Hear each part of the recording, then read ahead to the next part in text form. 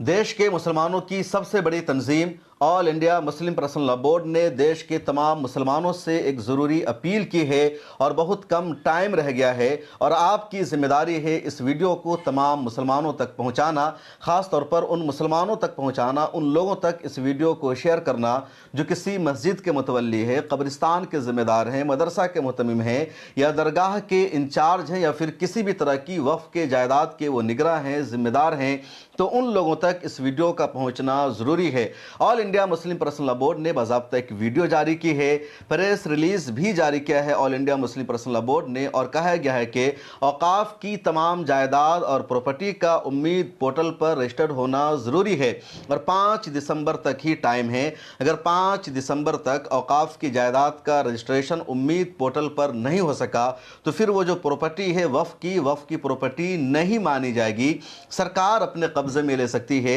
इसलिए ज़रूरी है 5 दिसंबर 2025 से पहले औकाफ की जायदाद का रजिस्ट्रेशन हो जाना। All India Muslim personal law board का कहना है कि वक्फ अमेंडमेंट एक्ट पार्लियामेंट से पास हो चुका है और सुप्रीम कोर्ट में all India Muslim personal law board ने, जमीयत उलमा हिंद ने, जमील मर्चेंट ने और बेशुमार लोगों ने, 100 से ज़्यादा लोगों ने पिटीशन दायर किया था। 5 लोगों की पिटीशन पर सुनवाई हुई। 2 मरतबा फैसला आया सुप्रीम कोर्ट से, लेकिन दोनों मरतबा इंटरिम फैसला आया, लेकिन दोनों मरतबा के फैसले में यह राहत दी गई कि अब तक जो प्रॉपर्टी वक्फ बोर्ड के तहत वक्फ की मानी गई है उसको वक्फ बोर्ड की प्रॉपर्टी माना जाएगा। लेकिन इसी के साथ B3 में इस नए अमेंडमेंट एक्ट में सरकार ने यह भी कहा है कि उन तमाम औकाफ की जायदाद का उम्मीद पोर्टल पर रजिस्ट्रेशन भी जरूरी है। अब उसको मजीद समझे कि कोई वक्फ की प्रॉपर्टी है और बाज़ाब्ता 2013 के वक्फ बोर्ड में वो रजिस्टर्ड है या उसी तरह 1954 के तहत वो रजिस्टर्ड है या इसी तरह 1995 के वक्फ अमेंडमेंट एक्ट के बाद उसका रजिस्ट्रेशन है, वो वक्फ की प्रॉपर्टी है और सरकार ने